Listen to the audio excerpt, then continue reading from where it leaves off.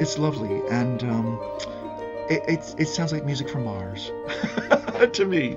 Honestly, it's quite beautiful, but unusual and unexpected.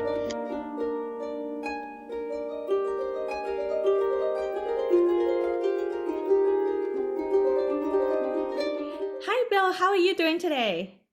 Just fine. Thanks for having me. I'm very happy to have you here because I met you through Heather Downey's How to Harp in your concert first and then in a workshop.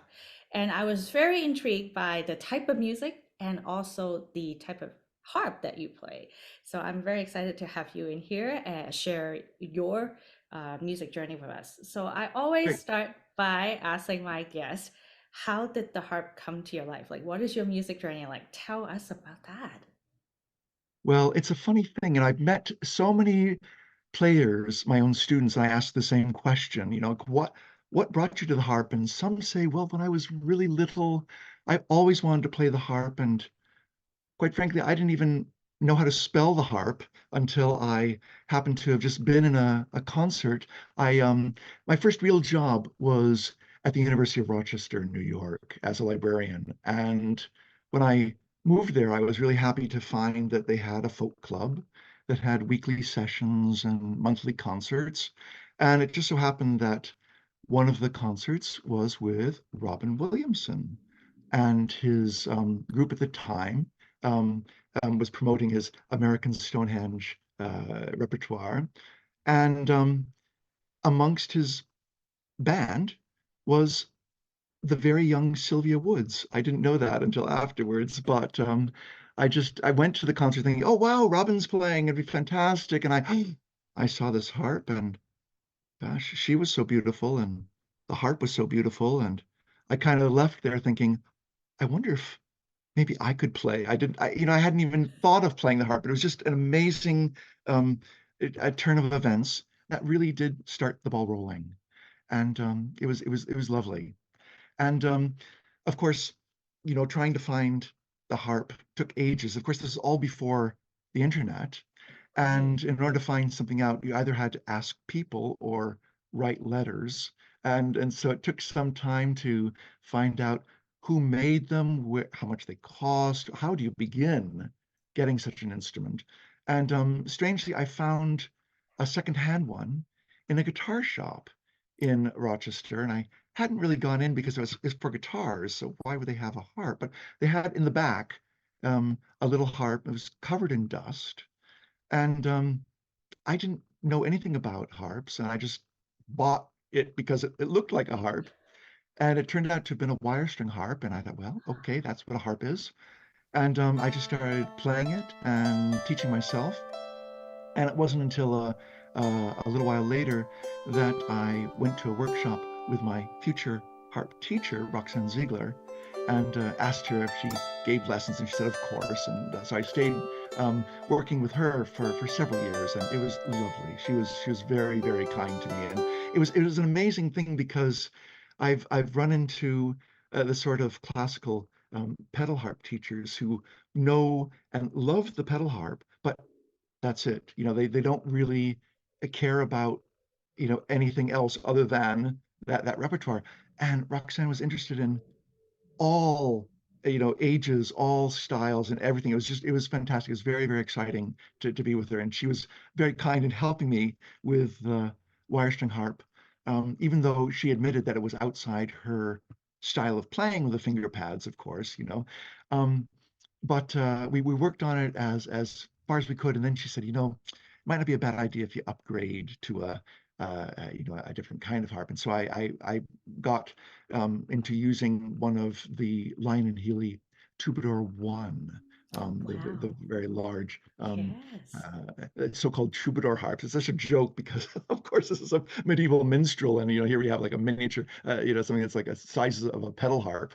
Um, but it was great fun, and I loved it, and so I just worked on her with that. You Um, started so with a wire harp. yes, That yeah, is amazing. Of all the things that you could find in a guitar shop, you found a wire yeah, harp and a teacher who is willing to explore that with you. That's amazing. And you stay with the troubadour for a while, I presume, until you yeah. have to move on to your next adventure. How did you go from being a librarian to a harpist? What happened there? Well, it was just really the way things turned out. The more I played, the more I wanted to play more. And of course, I was playing on the evenings and the weekends. And I met people who, I liked playing with. And um, after being in Rochester for some time, I moved to Washington, D.C., where I was working at the National Gallery of Art. And there I dropped into the harp group, and there weren't a lot of teachers around. And people said, "Oh, Bill, would you teach me what you're doing?" I said, "I don't know a thing about teaching, but I'll show you what I can." And so just gradually, I started teaching and playing more.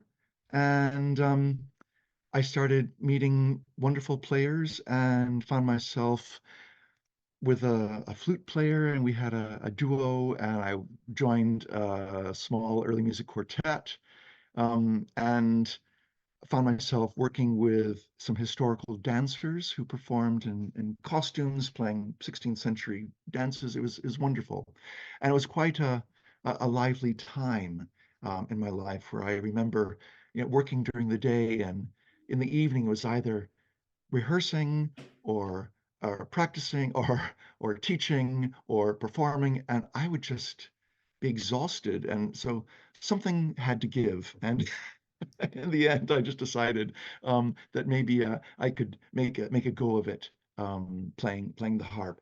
At the time, I was also an organist, and I was playing organ in a church on Sundays.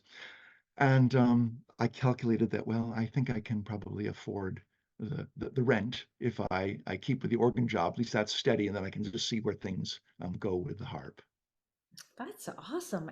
So wire harp, early music with other instrument. That sounds amazing. Like that, what an experience to get into with the harp. So, okay, you mentioned early music. I'm gonna have to ask you about this because you play a lot of early music. That's your specialty now. What is your I, first thought when you get yeah. into it? Yeah, I mean, when I was a child, I played piano and studied organ, and I kind of always liked the harpsichord repertoire. I mean, it's rather strange, isn't it, a teenager liking harpsichord music? But it really grabbed me.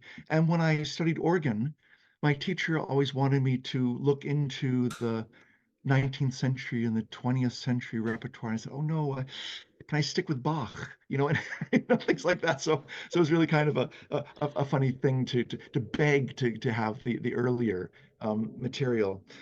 I played recorder as well, and it's just something about maybe the delicacy of the music, the particular quality of it. I always appreciated it.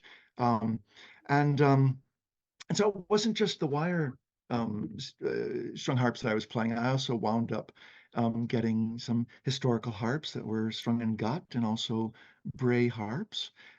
So I was um, just exploring all sorts of things, as well as playing traditional lever harps. So it was a fun time just to see what was out there. Yeah, and it's actually a lot of things that I personally haven't really got exposed to until much later in my harp life. Because nowadays lever harp is so much more prominent, and you Mhm. talk about Troubadour one now. I think it's like what Troubadour. I keep lost count. There's I so know many exactly. versions now, and they're used in the music school that I play in a harp ensemble, and they do look now when I look back at them, they kind of look, they try to look medieval, but after taking your workshop, I realized that a lot of the early instruments are actually a lot smaller. Yeah, it's an interesting point, that because there's never really been a standard with harps. I mean, think of it. A piano nowadays is 88 keys. And gosh, I played piano for ages, and I don't know what's the lowest note on the piano. What's the highest note on the piano? I mean, who uses them? They must exist somewhere in the repertoire. But with harps, I mean, even with the modern pedal harp, um, there's no one single size. There's, depending on how many strings you have in the bass, you might have an extended bass, and also the soundboards, could either be straight or flared. Um, and from one pedal harp maker to the next, the string spacing and the tension is not the same. So we really have to be careful here that we don't assume that there is such a thing as the harp. Really, there's no such thing as the harp. We have harps. And historically, they've been small, large, everything in between, and for different reasons.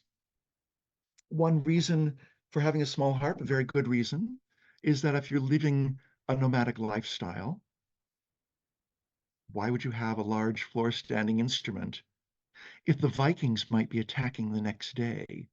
You have to grab everything you have and run. True. And if you're a traveling musician, you know everything counts as far as weight. And it's also a matter of function with a small instrument. Instruments tend to be echoes of the human voice.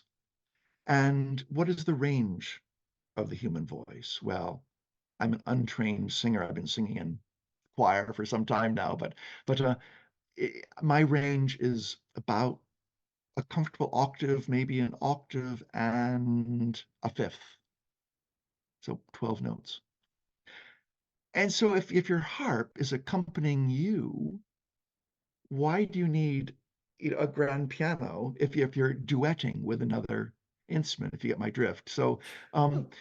if you're an instrumentalist, you're playing with a singer and you're providing something. That's why, for many, many, many years, centuries, the six-string lyre was adequate. It's providing a texture under the voice um, that's providing a different sound, but a harmonious sound that supports the voice. And I actually, that really, now that you put it in that way, I think I understood why when I was in the workshop and I hear you play the piece that you taught us, that it doesn't sound necessarily bare. I think these days we're so used to just assuming the harp is going to give us many strings. And you're right, like I can't, my pedal harp is not going anywhere. It's just staying in my living room because I don't have the moving kit to move it. And even my lever harp is hard to carry around. And the lyre harp that we have is the one that we put in a case that will travel with us. So that makes a lot more sense from that Yeah. perspective when you're talking about the instrument and the Yeah. size So you and have the utility of it. yes, you have differences in size, and it's also expectations. Um, as the centuries progressed, and maybe other instruments joined on in the early Middle Ages, you might have a harp with a singer, maybe a harp and one other instrument, perhaps the lute, a recorder. It's interesting, in the 13th century, no, the 14th, I believe, it said the most frequently depicted duo of two instruments is harp and tambourine. Isn't that interesting? That is So, interesting. so that's the sort of world we're in. It's delicate and and filled with possibility rather than just filling out, the sound of like a big band. And so when you get more two singers, three singers, another recorder and a lute, by the 16th century you have what's called the consort, whether it's a broken consort with mixed instruments or uh, uh, uh, uh, a unified group of, say, viol players or recorders, then your instrument needs to be a little bit bigger to cut through the texture. And that's the era when we get bray pins coming in, which make the strings buzz and create a unique sound that um, that still can be perceived within the texture of an ensemble.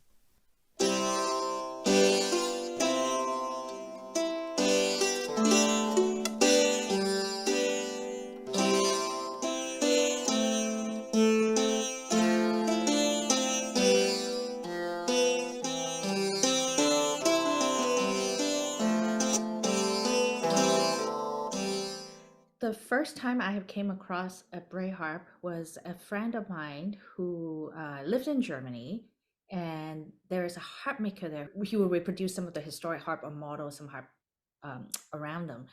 And I And saw who's this that? little video. I think its name is Pepe. I can't say his last name. Pepe Just say my Weiss, last. yeah, Weisgerber. I Yeah, have I one of think his harps. you It's have one of his fantastic. harps, isn't it? So I saw this video of a lady playing that harp, and it has this strange buzzing noise, and I'm like, is that intentional? I didn't Yeah. know what that was for, and it was so exciting when you explained what that was to us. Do you have Yeah. your Bray harp here that you can tell us about that? Yeah, I do. Yeah, I'd encourage you to say it's got a buzzing sound. You don't have to say strange buzzing. It's It just is a it buzzing sound. buzzes, you know. It's But intentional. yeah. This is kind of hard to put it in one shot. Right, This is a harp that's based on a 15th century original instrument in Germany. right. Um, and it has, I believe, 20, I can't remember, 20, let's say 26 strings. Can't remember. Um, but the bottom string is the F at the bottom of the bass clef. And it has strings that are fitted into the sound box with pegs, which don't just hold the strings in, but they are adjusted to very lightly touch the strings. So when you pluck the sound of the Bray harp,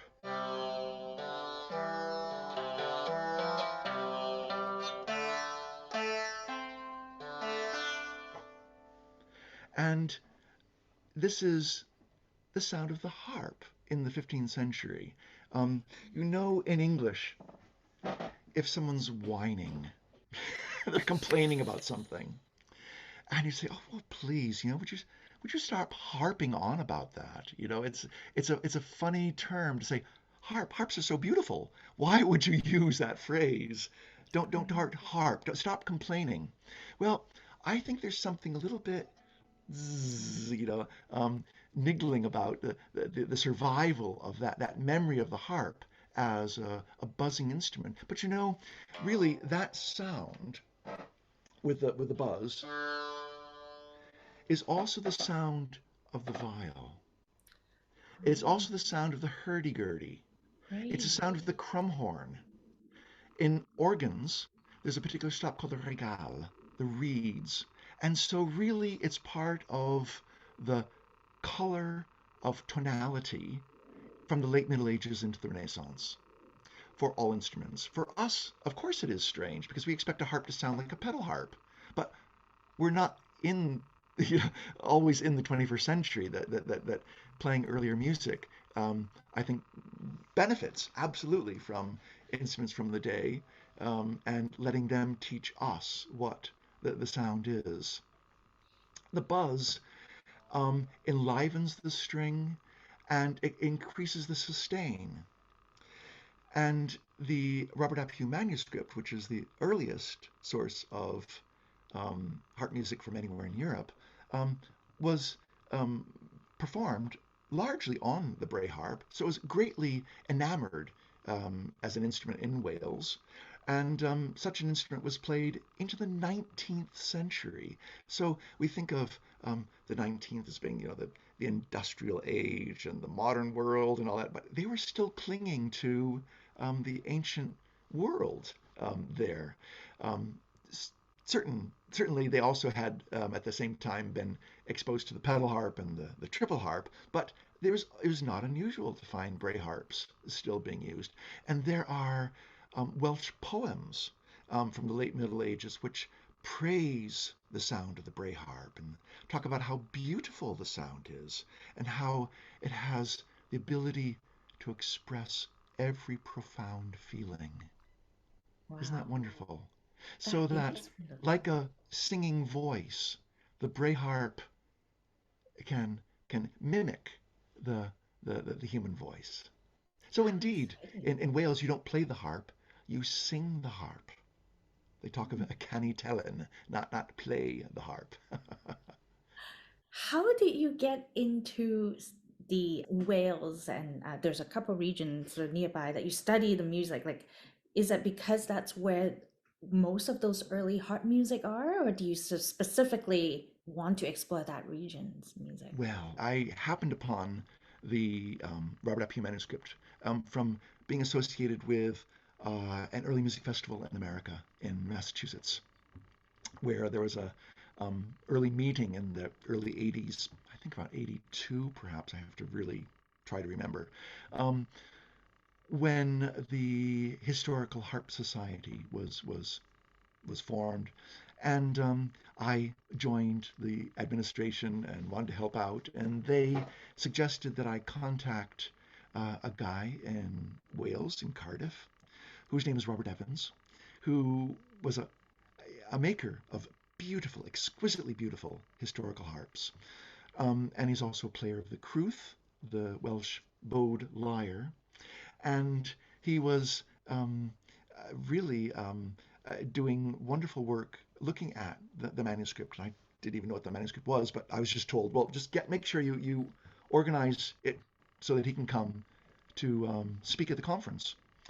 And I did, and wrote lots of letters, to try and get funding for him to travel over.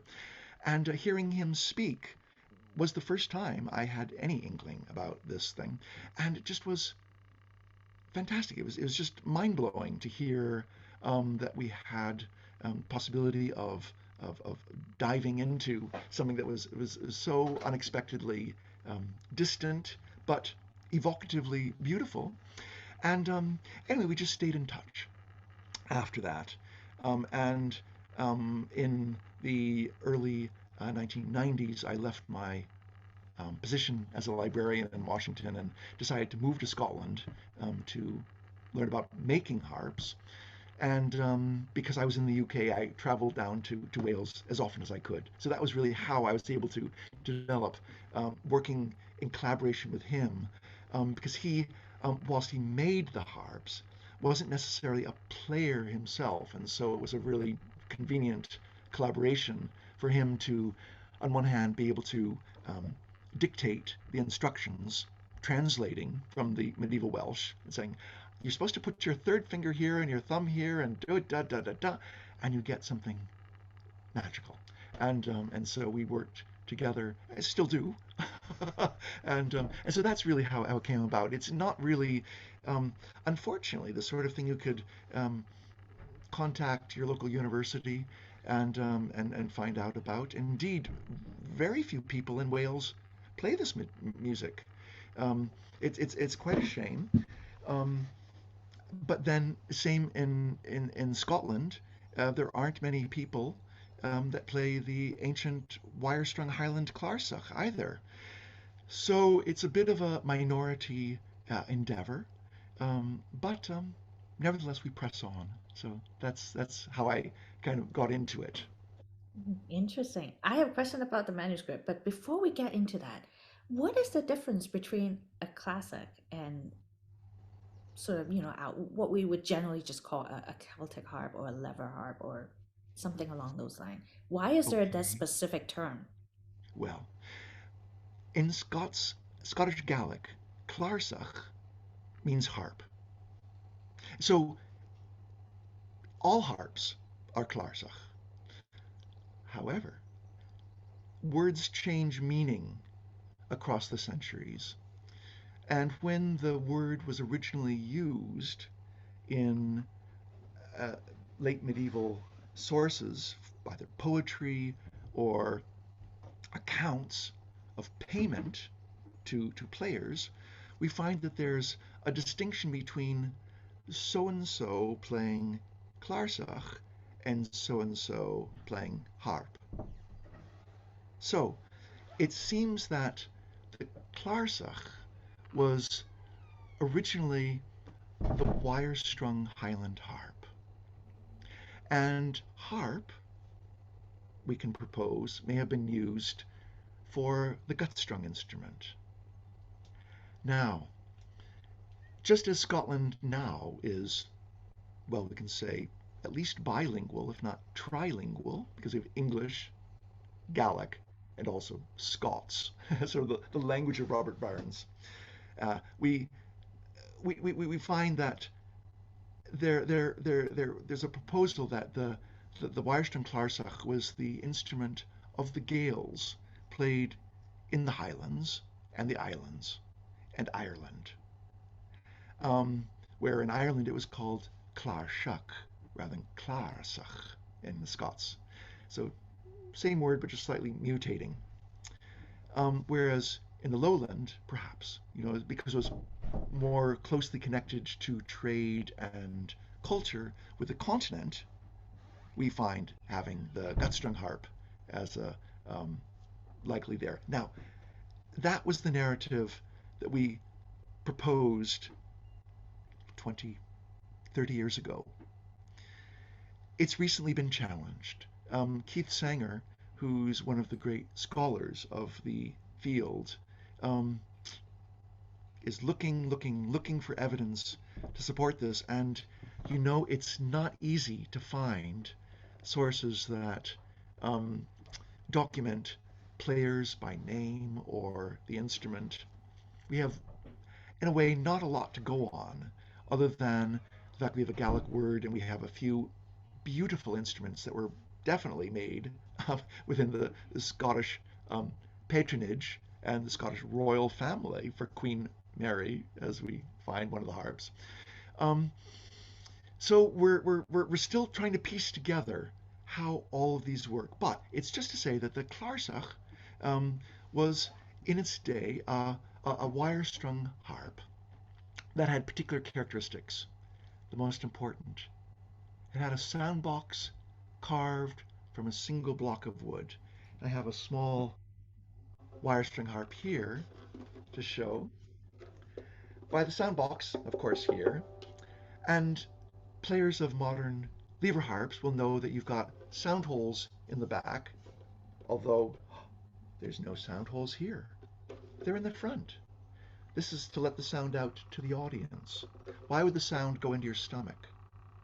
What happens actually is you carve the harp from the back, and then you replace it with a panel that need never move.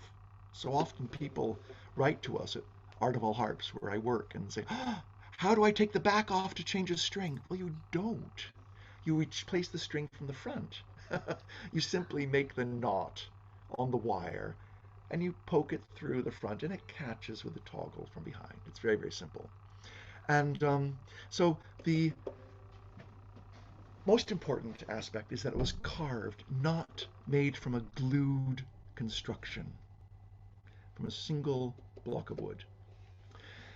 Then you have a harp pillar that's reinforced. Now, this is a small harp, but I can show you a bigger one that does have this reinforced pillar. This is a much bigger harp, you can tell. It's too big to sit in my lap, so I have to use a stool. But at the front, the pillar has a flanged edge. You can see how it flares here. It starts to spread out. It's been carved that way to reinforce the pillar because of the tension of the wire strings that pull a greater tension than the gut strings, perhaps. Also, there were brass cheek bands, they're called, and these flank the string arm to help perhaps reduce the amount of twisting that goes on because the harp strings are always pulling from one side of the harp rather than evenly in the middle, as modern pedal harps do because the arm has been offset so it's directly in the middle. With the historical harps, the arm is right in the middle of the box. And you can see here the back. So no hole. So you string it using the sound holes and from the front there. So we have brass strings, but perhaps also other kinds of metal, silver and gold may also have been used. But mostly we suspect brass was the dominant sound here. How interesting. And it actually, now that you talk about it, I remember there were two harps in the museum in Scotland that I visit, and they are similarly shaped, Yeah, probably constructed similarly too. yeah. They're both 15th century instruments, genuine. The Queen Mary harp and the lament, it's called. The Queen Mary harp is very, very elaborately decorated, and it was a presentation piece for royalty. It's also very, very similar to the harp in Ireland that's now known as the Trinity College harp. And it's rather inaccurately called the Brian Boru harp for reasons beyond me. It was centuries after Brian Boru existed, but anyway, um, it's the Trinity harp and the Queen Mary harp are remarkably similar in construction, and it's proposed that they were actually made in the same workshop, perhaps on the west coast of Scotland in Argyll. The lament is like the instrument I just showed you, very beautifully plain and severe, and was likely the instrument of a working professional harp player, rather than something that was, about you know, glamour and royalty and glitz. There were gems and all that on the Queen Mary harp, and the lament is just beautifully stoic and beautiful. How awesome.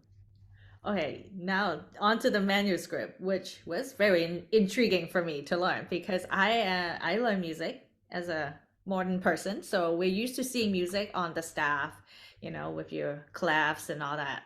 This is completely different. I'm gonna put a little screenshot on the screen just so our audience can see how different that is. What I also did not realize until you explained is that there's actually sort of expectation of ornamentation and whatnot that are all embedded in there.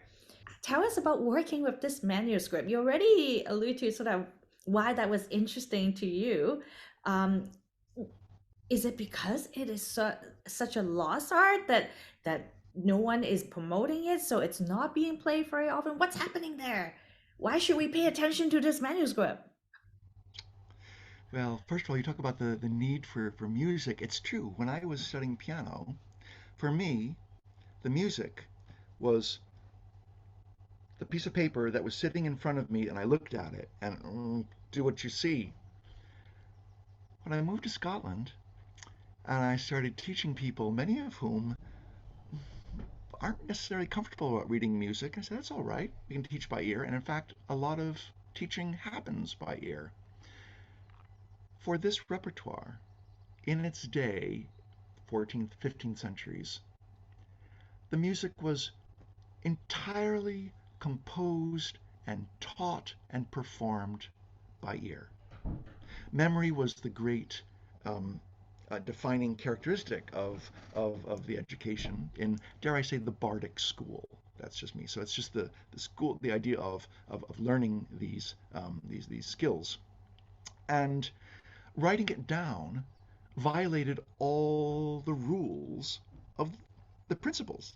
So you learned from the beginning how to imagine, how to create, how to perform. And this happened with poetry as well. And this is very, very important because the manuscript is just half the story. In its totality, the repertoire represents what's called in Welsh as cerdd dant. Now, that literally means string music, but what it embraces in a wider concept is the performance of string music, i.e., the harp, with the voice. And what the voice is doing is it's providing cerdd dafod. Cerdd dafod is tongue music, poetry. So both string music is instrumental music and tongue music is poetry, and together you have the fulfillment of the performance of poetry. And that was the highest art form, something that was um, given as the best entertainment you could possibly imagine by the aristocratic patrons, especially when their important guests arrive at a court or at a great house. So you want to show them this is what we do. The poetry is very, very complicated and beautiful, and we have reams of poetry, but sadly we don't have that many pieces from the manuscript. There are about 30, I think. However, it's hours and hours of music, and very few people have um, looked at it for many years, and people said, ugh, we'll never know. Because once you look at the manuscript, it's immediately perplexing in the same way that looking at Egyptian wall reliefs showing the hieroglyphs, think, how could anyone figure this out? But they did. They did figure out the hieroglyphs. It's a language, and it was important to the Egyptians. And okay, they weren't writing for us, but on their own terms, it was perfectly acceptable to express what they wanted to say. And so for us, we shouldn't be critical that we don't have a perfectly modern score with 5-line staves and little black dots and everything that we expect music to be. We're lucky that we have anything at all. It's tablature. Tablature. This is very different from other forms of notation. Tablature is a set of instructions. It's not telling us, you see this dot here, play that note. No, it's saying, here's a letter, and that letter could be A with a roof over it, saying, play the A string. But it's the A in the middle of the harp, not the A at the bottom, because that's an A with a line after it, or an A with a dot. It's exactly the same as in pedal harps, and I guess to a certain extent lever harps, with octave designations, first octave, second octave, third, fourth, fifth. It's exactly the same thing. It's telling us where on the instrument we have. There are only 7 letters. A, B, C, D, E, F, G. That's it. So the tablature gives us a series of letters that are presented in columns that vertically are aligned as we read the music to give us um, um, compositions that are based in different forms. In English, we have different types of poetic structures like the ballad. I don't know, I'm reaching here a little bit, but it's not always the same thing. You can get a shorter one, a longer one, and just like the way the poetry has different genres, so too there are different types of compositions, some of which are very short indeed, just a minute even, and others quite lengthy, perhaps up to 20 minutes long. And this shouldn't be any more shocking than knowing for people who play the bagpipes in Scotland that there's compositions known as piperach, which are the great classical pieces of the Highland bagpipes, and they can last just as long, if not longer. They're quite intensive, lengthy pieces that take as long as a classical symphony. So just to know that this is aligning with other types of music. The instructions you allude to the figuration, we get not just columns which tell us perhaps it's a stack of 3 letters giving us a triad like A, C, E, giving an A chord, but we get figuration, mostly in the treble, that allows us to manipulate the movement between different sets of strings. The compositions aren't really based like music we expect nowadays on melody and harmony, like melody and chords, very typical the way songs are structured now, or instrumental tunes, but rather the whole compositional basis of the music rests on ways in which the composers manipulate between moments of tension and resolution, above and below. And it's quite elegant and beautiful, and the way the figuration operates, it resolves with certain strings. Perhaps you might hear a cluster of strings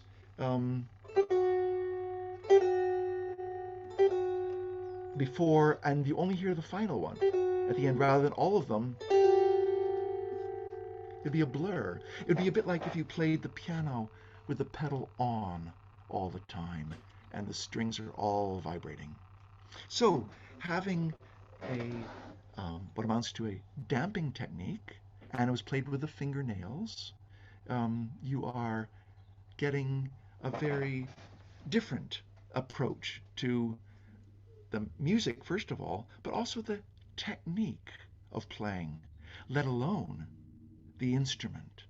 So, this division of looking at the music by, first of all, trying to find the music in its original form, it's very, very important, rather than through the filter of someone's arrangement or through another instrument's interpretation of what that is. Trying to find an instrument that was very like what originally played it, and then using the technique appropriate for that instrument.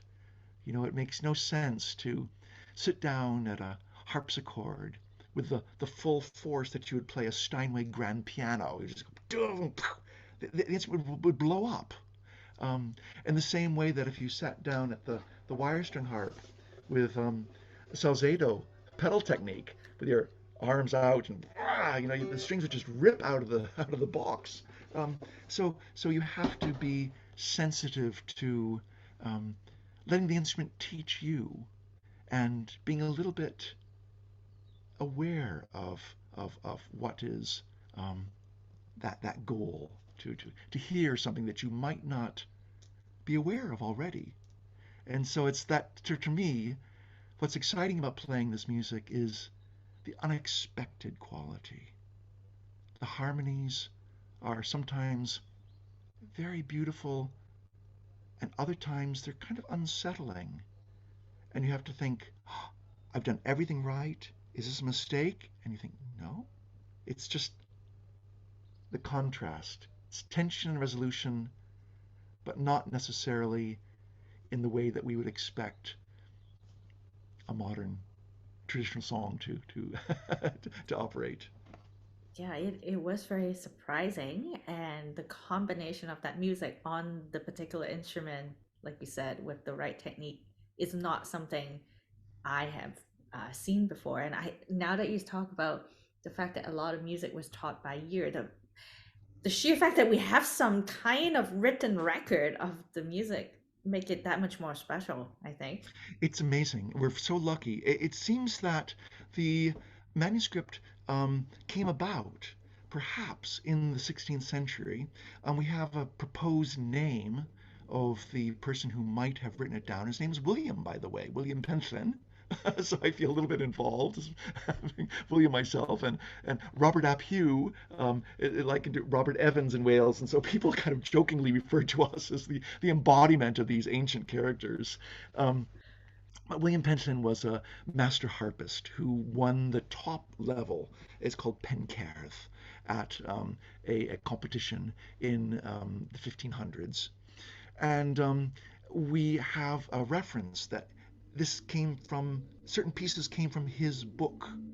And so, whilst we know that it was against the ethos to write music down, by the 1600s or the late 1500s, he must have seen the writing on the wall, as it were, and thought, if we don't write this down somehow, it'll be lost forever. And so perhaps he was the one that either created the tablature or knew about it and so started to document the pieces. The manuscript itself comes to us from a man named Robert ap Hugh, who was the son of a gentleman in North Wales in the 1600s, early 1600s, and and the reason we have it is that his father sent him out as a young man to learn how to become a gentleman. And that was by visiting the neighboring great houses and saying, how can I be of assistance? And because he was literate, at one of the great houses, he must have been handed a stack of books to copy. And amongst them, because he was a harp player, we know this, he must have been given the original manuscript. And we don't have the original, but we've got his copy, and it's in the British Library in London right now. So dated 1613. Wow. That's a little piece of history that like I'm so glad someone wrote it down and someone understood how to read it still and Well, interpret it. we're trying. I mean, it's not as if there's a continuous tradition of people who understand and do it. It had to be completely reconstructed, and there's been many efforts and lots of wrong turns, dare I say. But I feel very strongly that that Bob and I are absolutely on the right track, and there are differing people out there that say, oh, no, it wasn't like that, it was like this. Well, all I can say is I can justify every single note that I play. And so when people say, how do you know? I would say, how long do you have?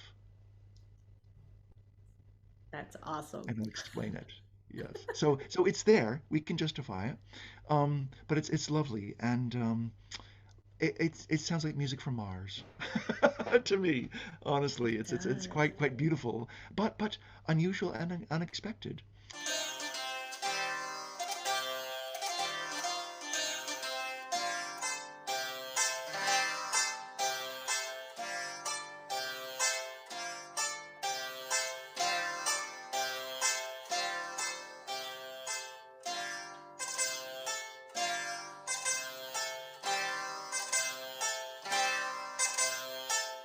But we have rather challenging classical music. Think of Stravinsky. Okay, now there are people who say, "Oh, Stravinsky, I don't really like modern music." What? It's over 100 years old. Or think of Schoenberg string quartets. These are very challenging intellectual classical pieces that are not easy by any means. Mhm. Scriabin, I dare say there's been a lot of unusual avant-garde pieces for the pedal harp as well. Um, and so we shouldn't dismiss it just because, oh, this doesn't sound like Greensleeves, therefore forget it. Come on. It's art music. It's very challenging and well worth investigating. And it has everything to do with the history of the harp, and more people should know about it. Right. And so you have wire harp, gut harp, line on harp. To play that manuscript, which harp is your go-to to pair with that music? Well, it's a very good question because the music was composed likely in the 13th, 14th centuries, taught for hundreds of years until it was written down and then copied in the early 1600s. Now, during that time, we had small harps, perhaps like this, that in Wales could have been strung in either gut or horsehair. And this one has a wooden sound box, carved as they were, and just stained rather beautifully, I think, by us here at Ardival Harps. And it's got a clear, light voice that sounds very different from the horsehair, very different from wire, very different from brays. Now, the bray harp, we might propose from iconography and other references, seems to have come in by the late 14th century, and it was everywhere in Europe by the 15th century. And it continued being played into the 19th century in Wales. And alongside that, other harps came in, and each different type um, requires a slightly different technique. You don't use the same technique on every single one. Um, the wire-strung harp, I don't believe was an ordinary harp in Wales. It was an Irish harp, and that was across the water over in Ireland. Surely they must have known about them, but to the Welsh, it was either gut strings or horsehair strings. And nowadays, well, of course, we have so much choice. Are we using gut strings? Are we using synthetic strings? Nylon, carbon, the sky's the limit. Electro harps. Who knows? But the thing to remember is that it's not just the material, it's the way the instrument sits, it's the way it sounds, the way it feels, and earlier harps have a lighter stringing. It's said that early pedal harps, single action harps, before the double action of the sharps and flats came in, were strung 1 octave lighter. So think of it. What we now think of as a middle C was actually strung with the C above it in that position and then lightning. So that tells you a lot. Very, very light and beautiful and delicate. Really, we have to remember that subtlety is a very, very important aspect of art. And Gerald of Wales in the 12th century says it best. He traveled around Wales and also is over to Ireland, and he gives us the earliest account of the Irish in his Topographia Hibernia. And amongst his description of the Irish, talking about how they played music, he was very observant how they played very quickly. It's so Irish, isn't it? You think of river dance and the frenzied playing of Irish fiddle players, everyone trying to keep up. It's always been like that. But he said that within that quickness of playing and the bold playing of the bass, he says, they well understood art which reveals is art shamed. Art which conceals is to its credit. Isn't that beautiful? Art which reveals is shameful, bold, brazen, like rap music. But art which is concealed, art which is under the surface, that is to be held high. So art which is concealed is to its credit. And that's really what this music is about. And that's largely how I play. I try to emulate that in all my aspects. And so certainly I do play dance tunes every now and then, and you kind of just want to go for it at certain points. But why not? So with this music, just really be restrained, be respectful, and let the music teach you. It knows more than you do. You have to be careful and cautious. That doesn't mean you always have to play under and play like a mouse, but really, I think I'm very cautious about imposing ideas. Sometimes you have to be conjectural. You hit a brick wall. You say, I know all there is to know, but still I don't get it. Is there something there? And do I have to make a decision? I could do that or I could do that. And which am I going to do? Well, you have to go on your best judgment and make a decision. You're a performer. So not everything is crystal clear all the time.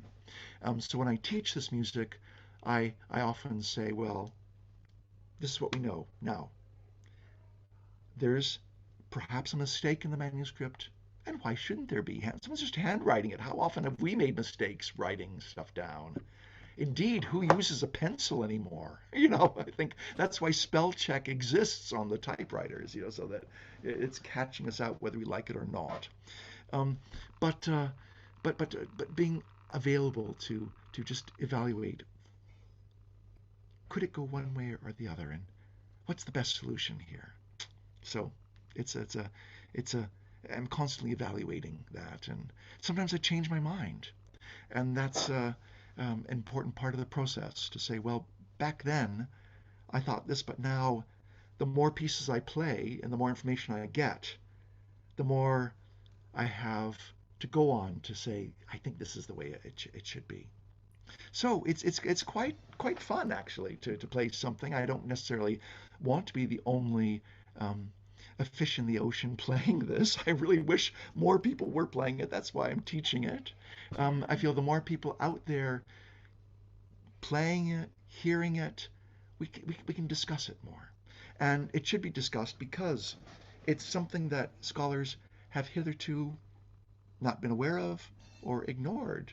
Um, I think Wales suffers a little bit, perhaps by being perceived as, oh, it's a provincial country. It's not quite as um, dominant in culture as France or Germany or Italian or Spanish. These are the great cultures that have a huge literary and musical and artistic contribution to European culture.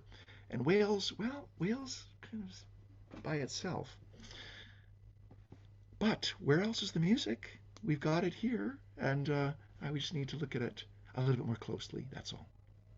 I really enjoy that thought of being able to not just, learn the piece of music, play it, and then be done with it. It's a process, Mm, and there's a lot of back and forth from what I'm hearing too, in yeah, terms of, you letting the music teach you a little bit, try to do something a little different. It's a conversation between you and the yeah, music. yeah, yeah, yeah, yeah. I love And that. in the end, I rather hope, I mean, this may sound rather audacious, but I hope that what people are hearing is the music from the composers rather than me. I don't really want to be the voice of medieval Wales, if you follow me. Um, whilst I can, you know, recognize concepts, I can pronounce a certain amount of Welsh. By no means am I fluent. By no means am I, um, Welsh. Heavens, I've been living in the Highlands for 30 years, and as I'm told, Bill, you'll never be local. So it takes generations to Right. acquire that identity and that ability to speak for the culture. But I feel if I'm able to convey the information as it exists on the page, then we're just that much closer to hearing um, the original sounds. Then that's what I hope for whatever instrument I'm playing. Oh, how beautiful. Now, you have long nails. I'm guessing part of that is for the fingernail techniques. Is that Yes. correct? Yeah. And if you have long nails, can you still play the conventional harp technique, or do we have to keep these nail and do your fingernail technique and one or the other kind of thing? Like, what's your It doesn't experience have to with? be one or the other. In fact, I do use fingernails to play my gut-strung traditional harp with levers. I would not presume to play pedal harp with my fingernails, but with traditional lever harps, I always prefer to aim for a lighter strung instrument, and that's what I've got. And you'll know from playing different instruments that different makers have different approaches to making instruments. Some makers, indeed, this is what the pedal harp teachers wanted in the 1960s and 70s. They wanted makers to make a miniature pedal harp so that students would play, learn the technique, and then they would be able to transfer that to a real harp. So, what a shock when they discovered that people like playing the traditional harps in their own right. Um, I think that it's possible, and I do teach both. I do know a lot about how to hold your hands and play that way. But for my own playing, I tend to use fingernails. I default to that. Not necessarily the fingernails, but I default to the damping style. Because for me, all harps vibrate, and it's very important to me to play in a clean way. I can demonstrate that a little bit by playing a very simple um, technique from the Robert Appy manuscript called the thumb choke. If I play on this gut-strung harp, the thumb choke involves a grace note from the upper adjacent string. Notice it's not, and I hope you can hear both strings vibrating in that. So what I'm doing is I'm stopping the upper string with the thumb. The thumb chokes the string. Now, on the wire string harp, that's very, very important. because the sustain almost makes it sound like you're playing the two strings together. And for a second, an interval of a second, oh, that's really not great. For a third, it's permissible, but how wonderfully chirpy it is, and dare I say, not unlike what we hear on the bagpipes. And so we have a little bit of a cross connection there. With the bray strings, we have, sorry, the same thing with the sustain.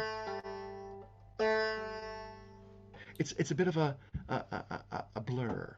And so to control that sound, the damping is very, very important. So whether you're using finger pads or fingernails, damping the strings, I think, is also an important consideration there. That's I can really tell the difference when you were not choking the string with your phone. Yeah. What, how amazing. Now, I know you teach at Ardival Harp, but do you teach outside of the school too? Like, how can someone like me participate in your teaching or learning? Well, I do teach variously in different locations. I mean, gosh, before the COVID lockdown, I used to travel quite a bit, and then everything kind of pulled back, and now we're just getting back into live workshops. I'll be with Heather Downie in Stirling, in central Scotland, in early in January 2025, and I teach online. I lead workshops. I work with the wire branch of the Clarsach Society. In Scotland, the Clarsach Society is the Harp Society, and there are different branches um, sprinkled around the UK that allow people to join wherever they are, in whatever region. But the group that I'm with is called the Wire Branch, and we um, welcome members from all over the world. And we do have members far flung in Japan and in Thailand and in the States and in the continent and in the UK who join. We give monthly workshops. Right now, I'm giving a 6 session course in playing the music from the Robert Apu manuscript, as I've done for the past several years. So it's just sort of an ongoing examination for that. And we also have a beginners entry level course for people who are just starting out in the manuscript, which is lovely. So trying to bring people in. Um, I teach locally, um, largely children, but also grown-ups in what's called Fèis Ross.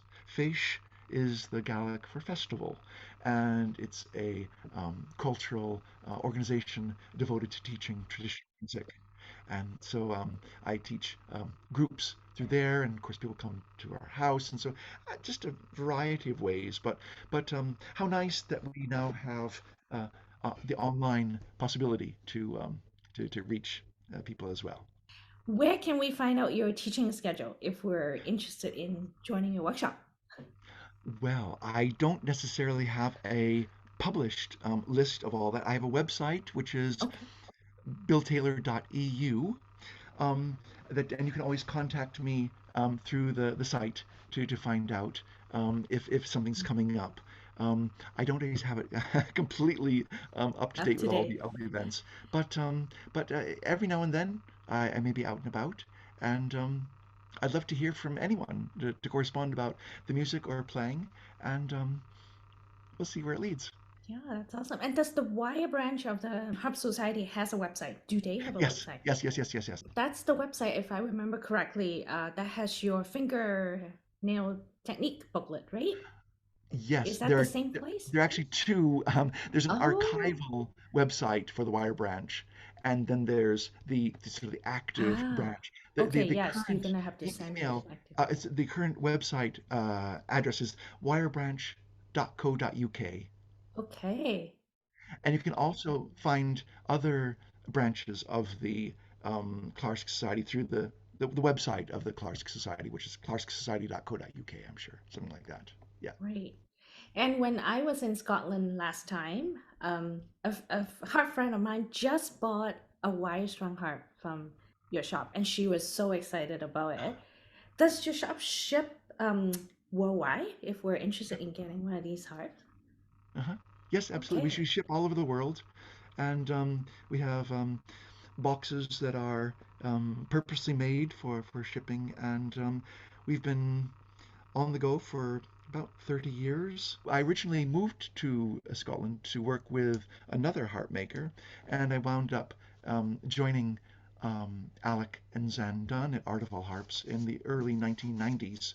Um, and uh, and I'm someone who I do know about the actual construction, but I'm actually more in the office Yeah. And you myself. teach And in there as well. yeah, I teach, and I also am the one who's responsible for putting the strings on the harp. So it's me who Ah, calculates the tension and organizes the stringing and all that. So oh, how uh, fun. lots to do.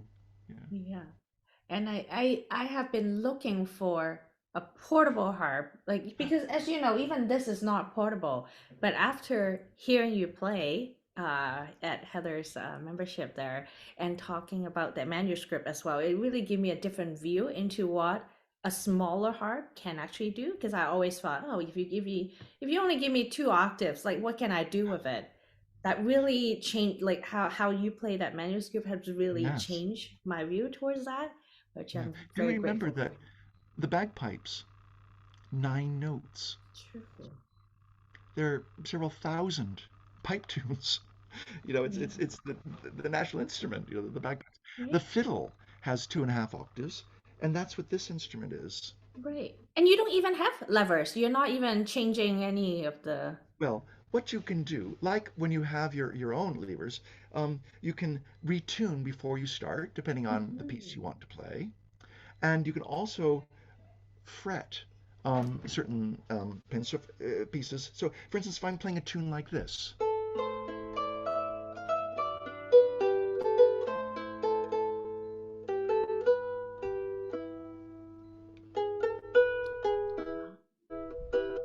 now it's hard to show what I'm doing. Oh, wow. What I'm doing is I'm pushing my thumb under against the string, and it's touching the string arm, and it's shortening the string. This is exactly what happens with the lever. Yeah, you're The human lever lever. shortens the string to the point where you get the sharp. And so here,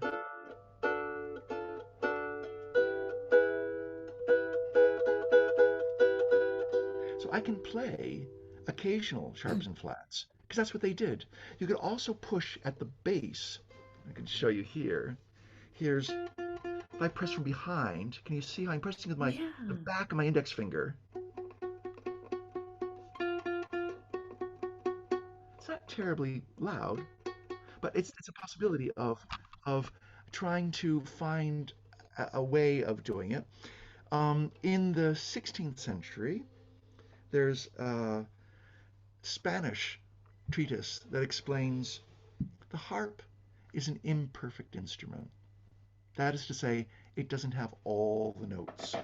And what some people are doing is they're adding extra strings to play the sharps that they want. And to distinguish those from the main row, they're coloring them red. So that is why, in a way, we have the color on the strings, the red and the blue, or the red and the black, depending on the country Right. you're in. In France, red and blue. Italy, it's red and green. So Mm. they have ways of distinguishing strings, but originally they were to warn you, like a red berry in the forest. Don't eat this, it's red. So stay away unless you really meant to do that. So you assign certain strings to be perhaps extra. And some harps had both a B flat and a B natural in the row. So you just have to hop over the string you don't want. Ah. How interesting that we're so used to the modern technology that we didn't even think about how people have to get around what they had Yeah. if they want to do something a little different. Obviously, people have done it. We just didn't know until someone like you told me about it. How We're amazing. slaves to the piano.